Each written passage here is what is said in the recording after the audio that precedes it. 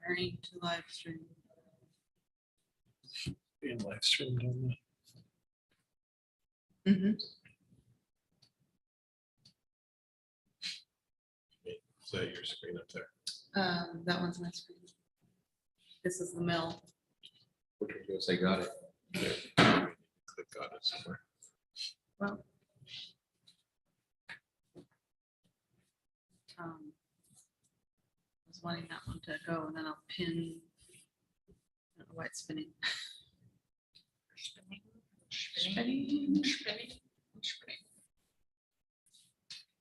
Oh, here we go.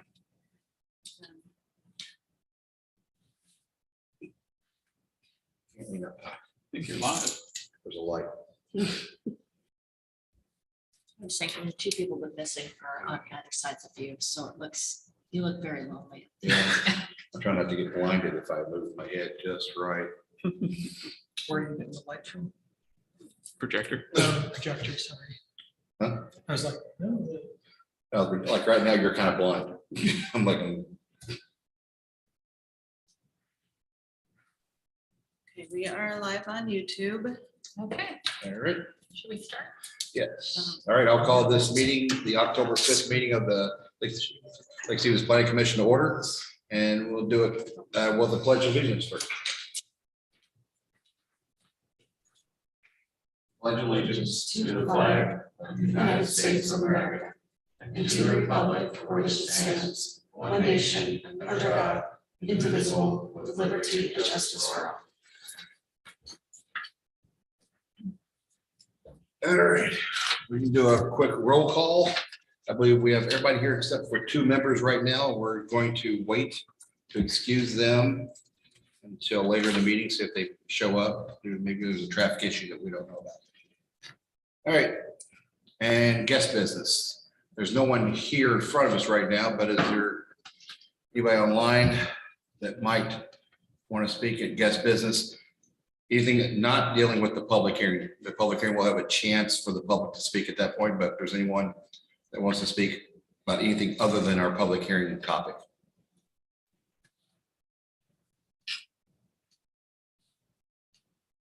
I don't see anyone. Anyone online raising their hand? No. All right, then we will move on to our action item, which will be approving the minutes from August 17th. Well, members have had a chance to review the minutes. Anybody have any changes they wish to request? I see none. No, I don't see any either. All right, with that, can I get a motion to approve the minutes? So moved. Second. We have a motion and a second to approve the August 17th minutes. All in favor, say aye. Aye. Opposed? Now it's vote. All right, now we'll move to the public hearing. I do have Jill and Jean who are in the meeting. If we want to ask if they wanted to be under guest business, I'm sorry, I didn't see them before. Yeah. That's what they had. Guest business or is it public hearing? No. Gil and Jean, can you hear us? Yes. Are you here for the welcome, and are you here for the hearing, or did you have guest business you wanted to bring up? I just wanted to listen in. Just listening. Say that again, please. I just wanted to listen in. Thank you. No worries. Thank you all for joining us. All right, so we'll move on to our public hearing. We have talked about storage facilities code amendment. Okay. We'll start with staff report. Okay, I had a few slides, so if Jenny, you wanted to pull that PowerPoint that I just sent you up and just share the screen.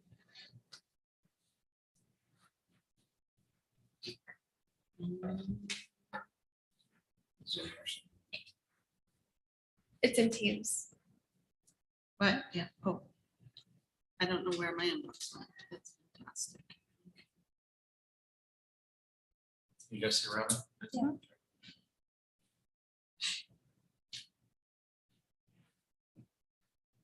Teams, not email. Oh.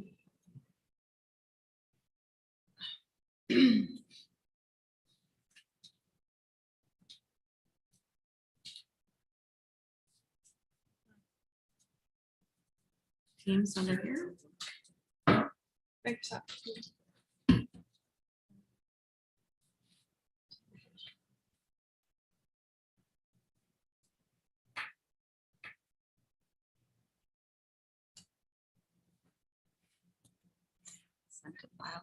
Yep.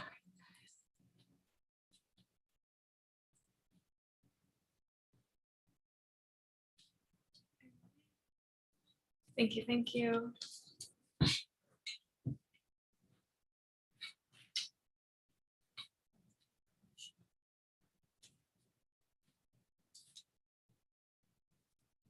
All right. And then if you just want to hit play there, I'll let you know when to advance the slide. Okay. Okay.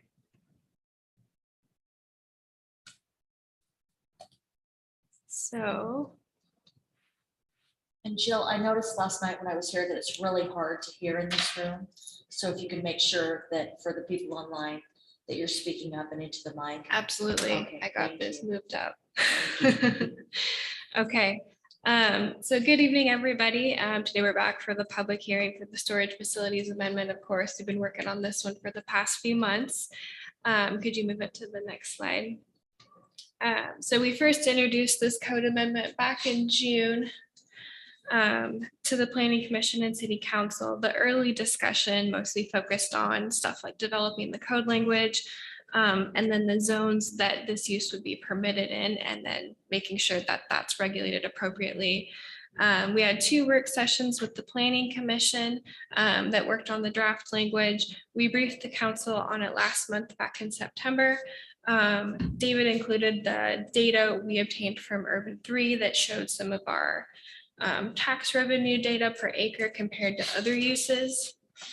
They had a couple comments on that and questions which are detailed in the staff report. And so we have incorporated their comments into the draft as such. Next slide, please. So our draft separates regulations for 3 different types of development, which I'll give you a quick refresher on. You should have all seen this before, but the first is going to be standalone facilities. These types of facilities have only the storage use and no other use on the lot. Recently, we've had the StoreQuest facility that was developed in this configuration. And then we also have the Clock Tower facility up of Highway 9, which is not a multi-story, but more of a single story development. And could you go next one? So this is an example of the horizontal mixed use concept. We don't currently have any of these in the city that I know of, but as you can see, it is like a low-rise mixed use development with different uses in the same building. So this could be in the form of a strip mall or a business park or something like that. And next slide. Lastly, we have our vertical mixed use concept. This is similar to what a 5/1 or 3/1 would be like, except it has storage on the top floors and then some sort of a more active ground floor use like a retail shop or a restaurant. And that would be required under our code. So if you could go to the next slide, Jenny. So since the last draft, we implemented a couple of changes based on feedback that we received from you and council. We added some definitions for accessory use and site to go under the definitions in 1408, just to ensure that this amendment would jive with all the other sections of our code. And we also added a hierarchy of preferred site use configurations is explicitly stated within that code. So as such, standalone facilities have the most restrictions while vertical mixed uses have the least and so are the most preferred. So as such, standalone facilities are prohibited in the local business and commercial zoning districts and would only be allowed in the industrial zones. Vertical mixed uses would have to have a maximum of 70% of the building's floor area that could be dedicated to the storage use. And then for horizontal mixed use, we had changed the language to clarify that 50% of the use coverage can be storage related. Okay, and then next slide. So here's just a little bit about our adoption process. Finally, we have followed all the applicable state and local adoption process regulations. Notice of this public hearing was sent out on September 23rd. So far, we've received no public comments in writing. The State Department of Commerce verified that they received our draft ordinance that we sent. We'll also be sending them a copy, of course, 10 days after adoption at council.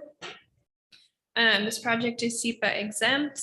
It's also consistent with the comprehensive plan, and you can read more about that in the staff report if you like.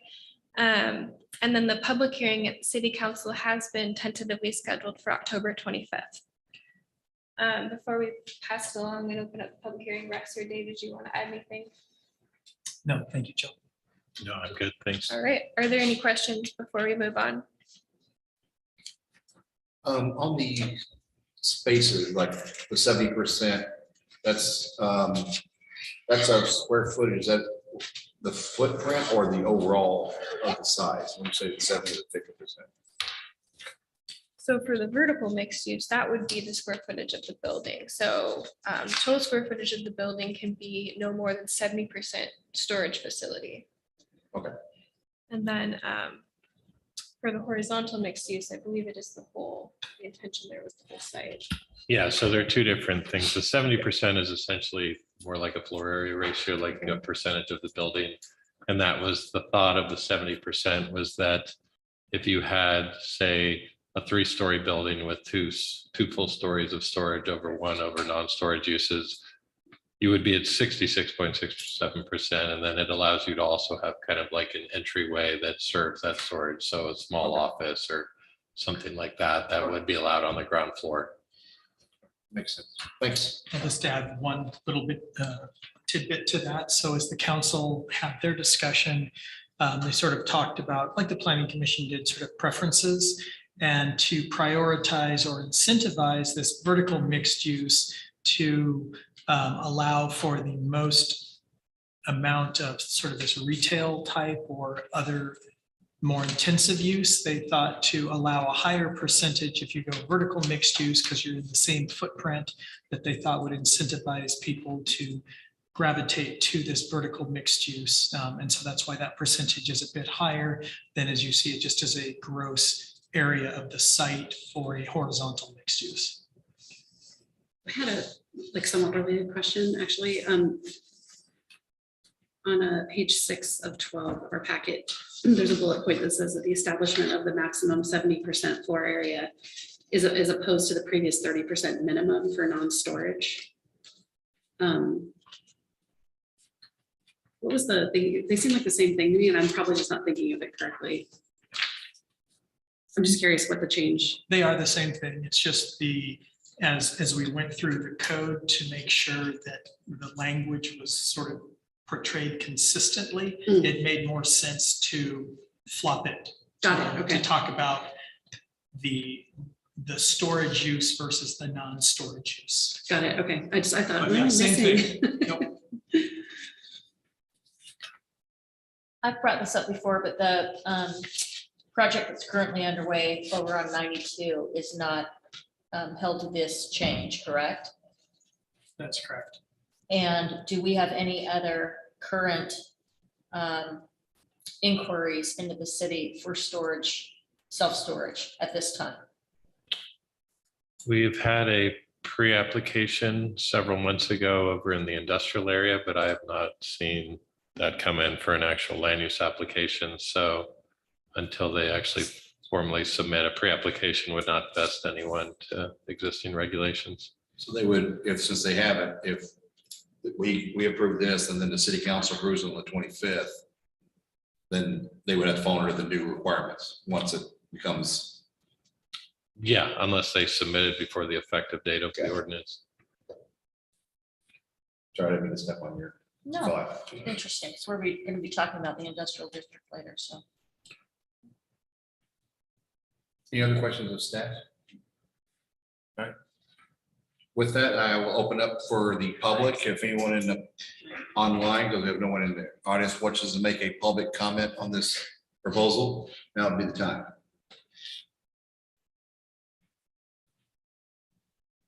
Hearing nothing, I'll close the public comment portion of the hearing and return it back to the commissioners on further questions of staff or an action. That was quick. Are we sure? no one wanted Do we to know make who a that comment? iPhone is? The new person. is coming. There, we got a dog door and everything's fine. There's never been an issue with your dogs. You know, they've been over before and we watched them. Sometimes we eat dinner and they stay in the house and go out the dog door. Talking amongst themselves. Is the person on the iPhone here for the hearing? No, I am not. Once again, close the public comment section and go back to the commissioners again.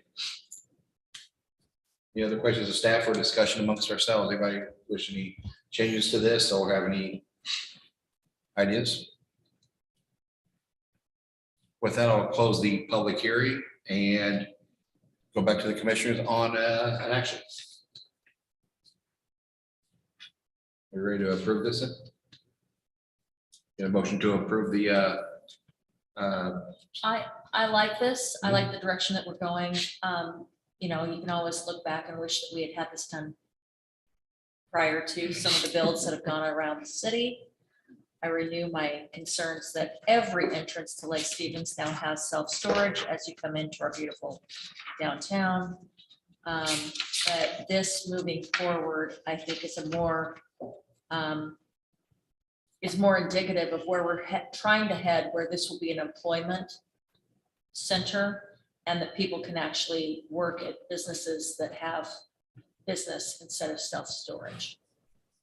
I would agree, especially with our such a small use of, we have so much, not much buildable land left, Right. both residential and commercial available to us. Get to its. Oh, yeah, they're in a meeting.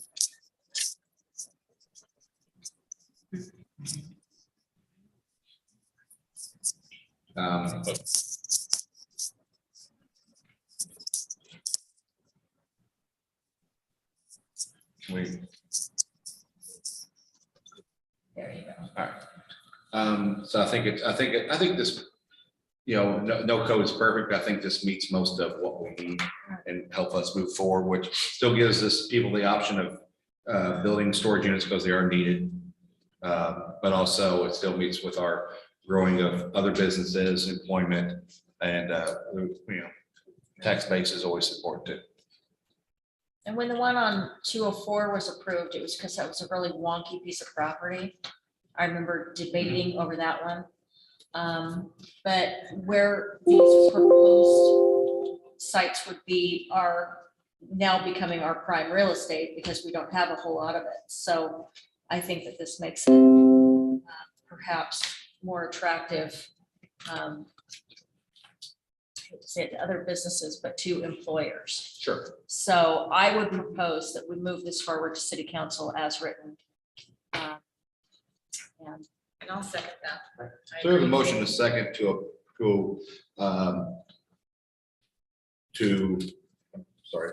move forward this ordinance, this amendment, code amendment, excuse me, sorry. Any other further discussion? All in favor, say aye. Aye. Opposed, abstained, all right, unanimous. All right, move on to the next item of business, which is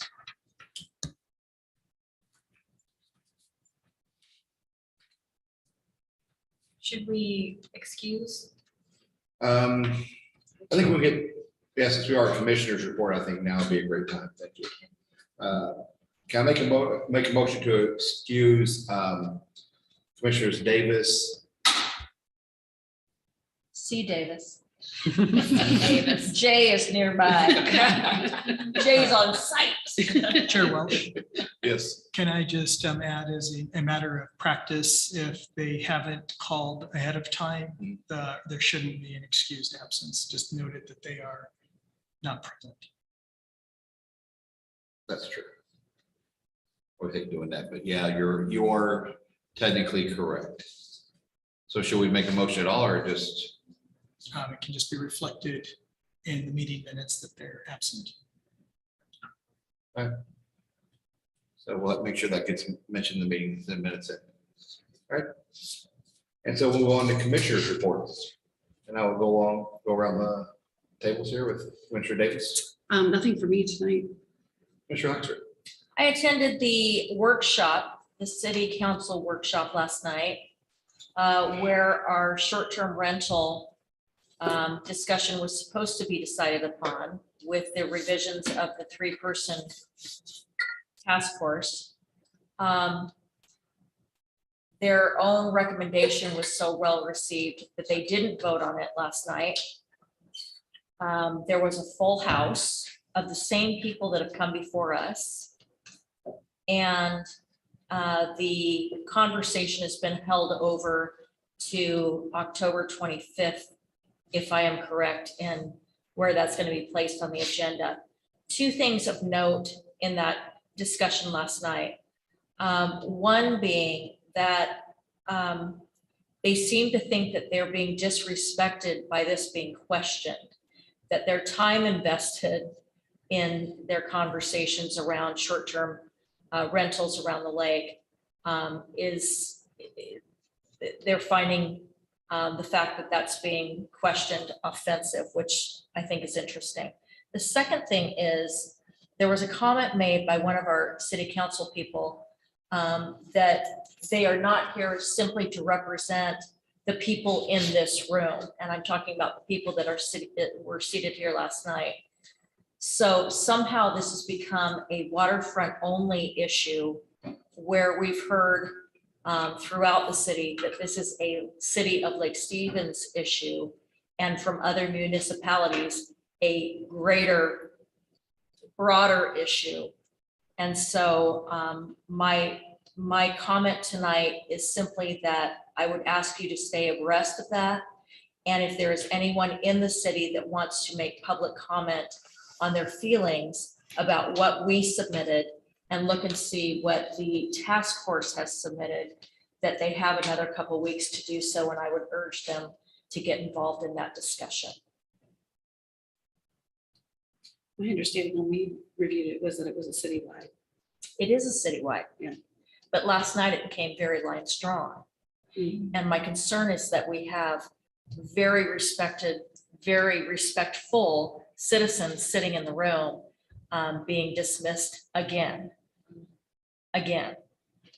So they're going to continue, but I would ask for support from the city. I'm just happy that we're back at the mill, and that maybe hopefully in the future, some people will show up. Thank you. No report tonight. All right. The chair will agree that it's great to be back in the mill again. And very good report on this ordinance that we just approved for the council. And so great work together on this moving forward on a future project as we listen from the director in just a second. Other than that, chair has anything else? Line director. Okay, thank you. Just a couple of items to go over with the commission tonight. I wanted to sort of give you an updated status on where we are with our work program. So let me just pull that up really quickly. So we had several projects on your work program this year, starting with park impact fees. Now that we have a parks department, that's going to get handed off to them to do some of the legwork. So that'll probably come back in 2023. It'll still come through this board, but we'll let that group continue to get a little bit more established. The tourist home update, you just heard a report on the status of that. At the soonest, it'll go back for public hearing on the 25th, and it could go into November, just depending on what the council agenda looks like. We haven't started our review process yet, so we wanted to look at, as we've done some of the other code amendments, process amendments, we wanted to look at our 1416 A and B, which is actually the processing code, to try and streamline that. That still hasn't happened. We're hoping that we can look at that still starting fourth quarter of this year and then continue over. We're right on track for where we wanted storage facilities to be. The code cleanup will start sometime before the end of the year. You've had your first briefing on that. We'll probably carry over tiny houses until 2023 at this point. in the year. Obviously, the short-term rentals took a lot of time and energy.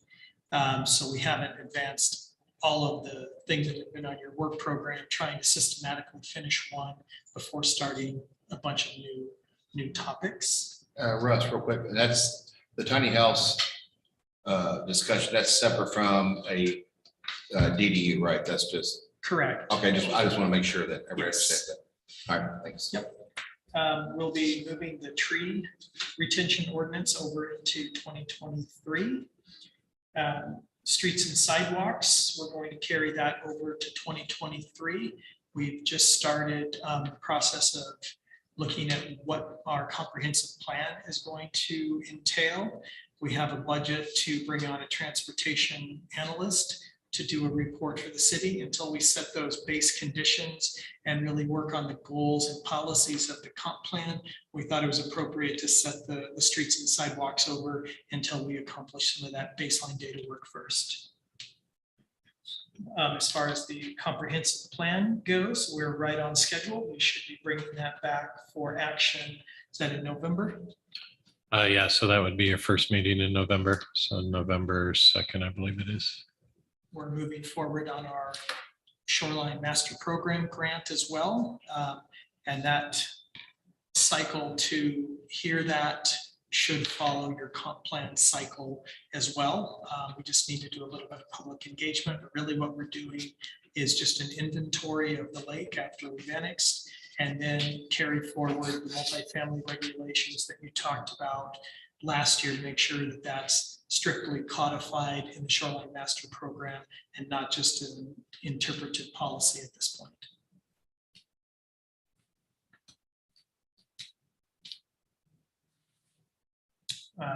And I will hold on talking about Hartford Machias for just a minute, and as well as the housing action plan. And I just talked about what we're doing with our transportation analysis. We've just brought on a city engineer, Kim Klinkers, and she's a great addition. And so she's going to be able to really help fill that void with transportation that we've had for a while. And she has a lot of context in the private engineering firm and working as a city engineer in the past. So that will really help us move that project forward. As far as our rural urban transition area, our UGA, you all know we've made applications to Snohomish County as part of their docket process. One city initiated application has been docketed in the industrial area, and then Representative Lowe introduced other docket items to look at some additional UGA expansions around the Lake Stevens area. So that's still proceeding. So Representative Lowe isn't representative yet. Excuse me. Thank you for that, County Council Member Lowe. Making it all right Yeah, no, thank to you. the day. Yes. Thank you. And then we are continuing with different marketing. We are going to be have started an analysis of 91st that you'll recall back when we did the sub area for Lake Stevens Center.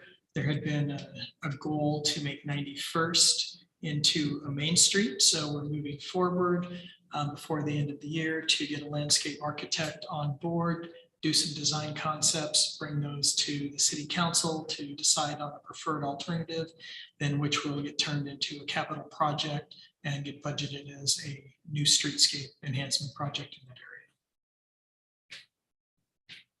area. And at this point, we've not started any additional annexations this year, except for the Fagerly annexation that has been completed in the southeastern part of the city, south of 20th Street. And we will probably move forward in 2023 with looking to annex the remainder of our properties on the east side, the northeast side of the city. So that's kind of an update where we are as far as your work program. So we've made a lot of progress and we have a few things that will carry over.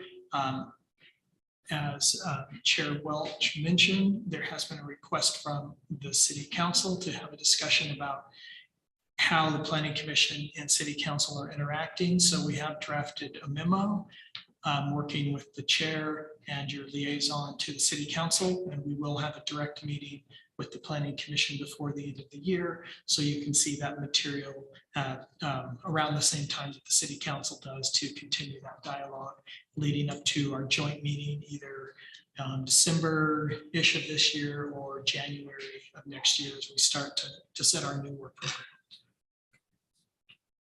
Okay, so I will move right into talking about the Hartford Machias project. Christy Schmidt in our office has been running that program. So that started a couple of months ago where we did a request for proposals to get a multidisciplinary team to start looking at that. So we do have an engineering and architecture firm on board doing that analysis. The goal for them is to identify the deficiencies in our industrial area, sewer, water, broadband, et cetera. So they've started that work. They've put together a survey that's gone out to all of the industrial property owners, and we've held an initial open house. That happened about a week ago here, and we had about 10 people from that community attend. And then the consultants will be visiting with the Planning Commission, I want to say, at your next meeting in October. Is that 19th? The 19th.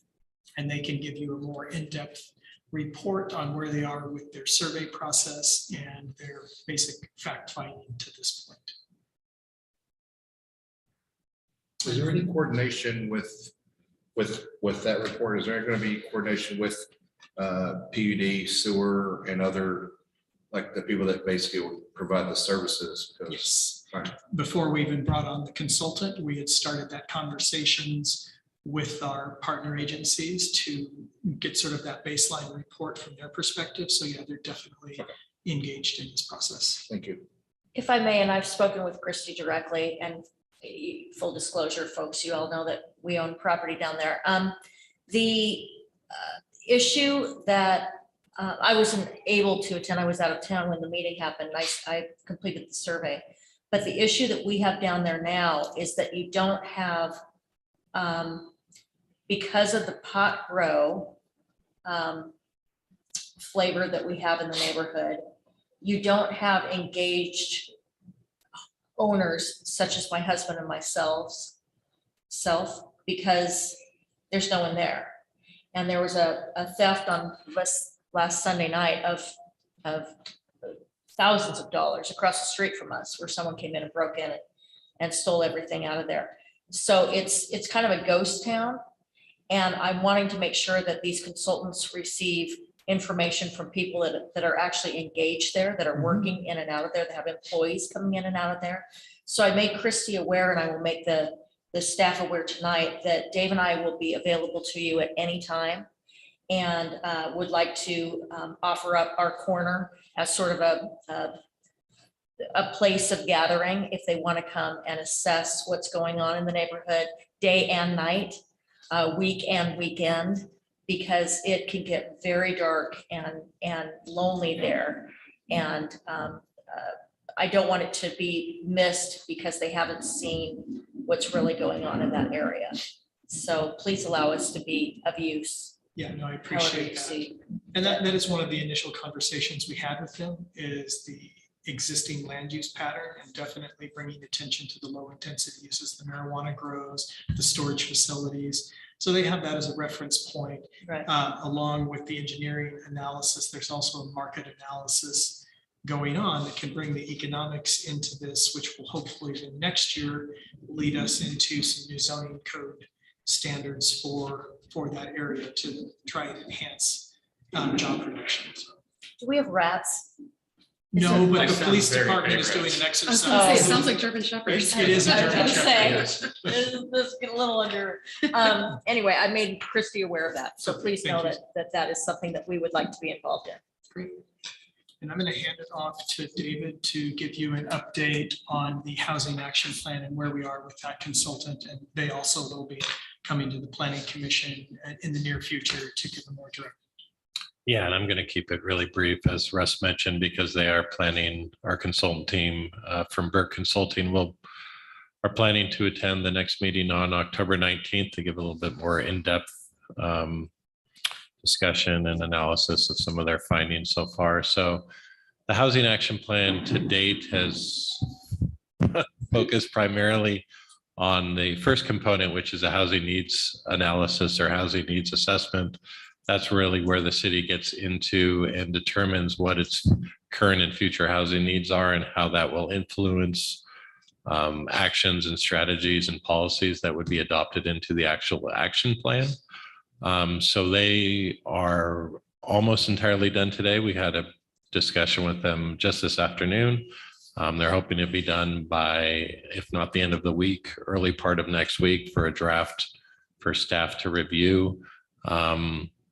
Really, as we look at our future housing needs, the processes that we've gone through so far with the county at the countywide level has focused just on population, and that can be translated into the number of housing units. What this really looks into is the type of housing units, the incomes and the family sizes that are projected, and what those associated housing needs are going to be to really be representative of the whole community, as opposed to just what the market is building currently.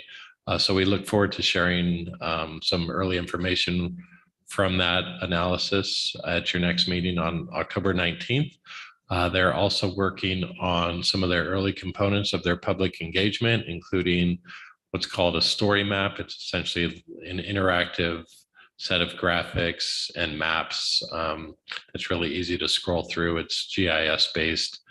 And so we're looking to integrate a survey with that story map that then we would push out to the community through social media, through a variety of different other ways of getting the word out. We'd like to introduce that at the Planning Commission and be able to utilize the Planning Commission, and would appreciate, obviously, as residents, you taking that survey and helping to spread the word on that. So we'll be sharing that shortly. And then they're also looking at doing some additional engagement, some direct interviews with different stakeholders, developers, housing providers, residents, a variety of different stakeholders throughout the housing world. And so they'll be starting that in the coming weeks. And so I think they'll be able to provide a little bit more detail on what those efforts will look like and be able to answer any questions that you have at that next meeting. So that's kind of the overview of the housing action plan. David, do you, when you say stakeholders, are you looking at people that own land, buildable land here in Lake Stevens? Or is it just people that build on land in Lake Stevens? Yeah, I mean, if commissioners have ideas as far as specific stakeholders that you think it's important, happy to pass that along if you'd like. Well, there are still swaths of land around the community that are undeveloped. And I don't know if those people have ever been invited to be a part of that conversation. So maybe they don't want to be. But I think it would be interesting to at least extend the invitation. It wouldn't be hard to say, here are still some pockets up on Caballero. Here are still some pockets in the newly annexed. Here are still some pockets that are undeveloped. Would these people want to be a part of that conversation? Yeah, we can definitely look into that. I appreciate the suggestion.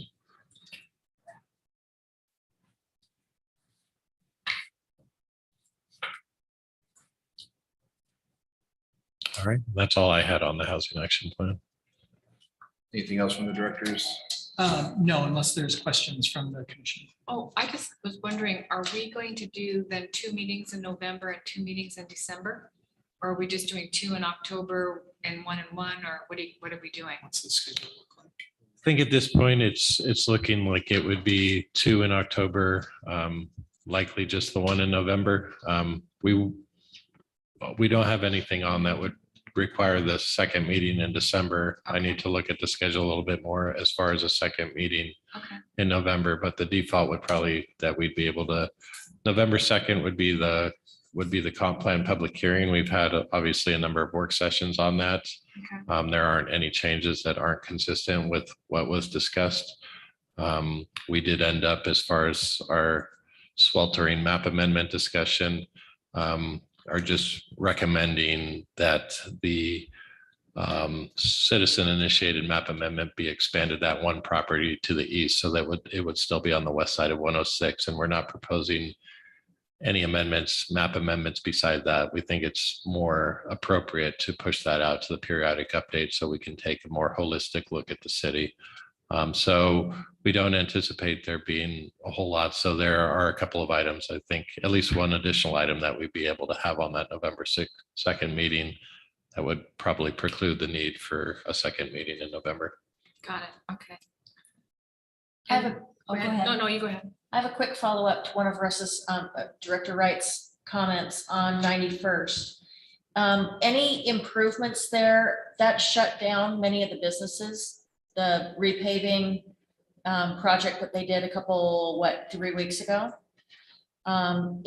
If there is anything that is going to be business impacting that they can't do in the middle of the night, can those businesses be made aware early enough that they can prepare for that? Yes.